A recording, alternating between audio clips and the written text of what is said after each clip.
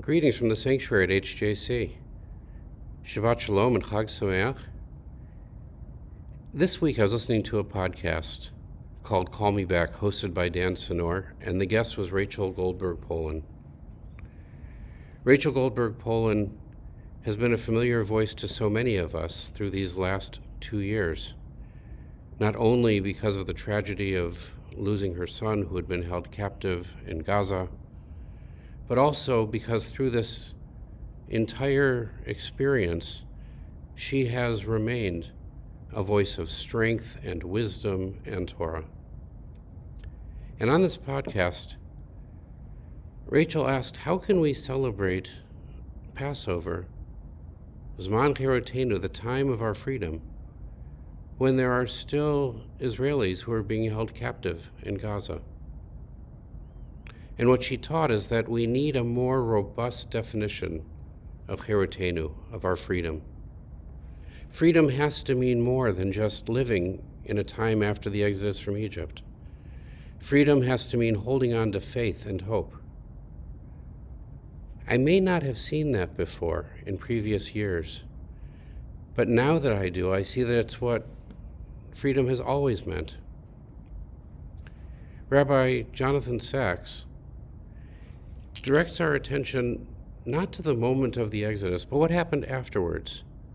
And he points out that within 2 chapters of the book of Exodus, the Torah tells us 3 times, when our children ask us about the Passover Seder and about the experience of Passover, we are to tell them the story. We are to teach them gratitude because God saved us from Egypt.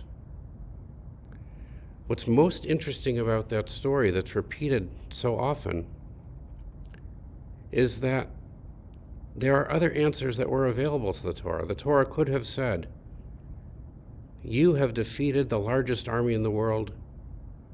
Now it's time for you to build your own army.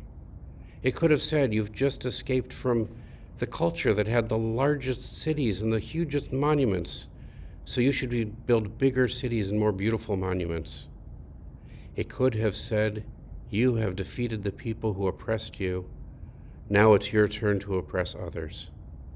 But it didn't say any of those things. It said, now that you're free, you're commanded to teach your children to remember this occasion.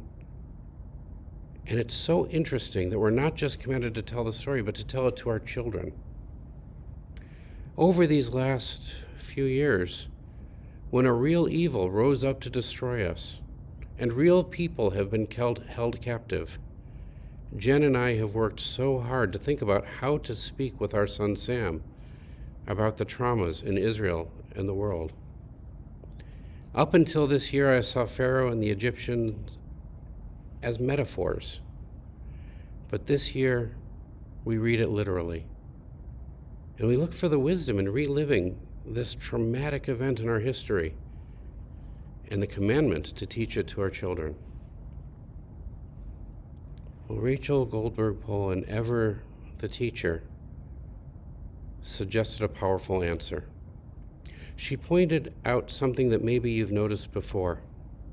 One of the first songs that children learn, even before they learn the 4 questions as they're preparing for the Passover Seder, is Dayenu, which means it would have been enough. And she pointed out that while the melody may be catchy, the words really don't make any sense. We sing, had God led us out of Egypt, it would have been enough. But that wouldn't have been enough. We would have been stranded at the Red Sea. And we sing, had God led us through, had God split the sea, it would have been enough. But that wouldn't have been enough if we hadn't gotten through. And had we gotten through, it wouldn't have been enough, but that might not have been enough because we would have been wandering in the desert for 40 years afterwards and never reached the land of Israel. In truth, there are 14 verses to Dayenu, and none of them in and of themselves would have been enough. We needed all of them. But we say it would have been enough because we're teaching our children lessons about gratitude in difficult times. In good years, this prayer reminds us we've lived through hard times.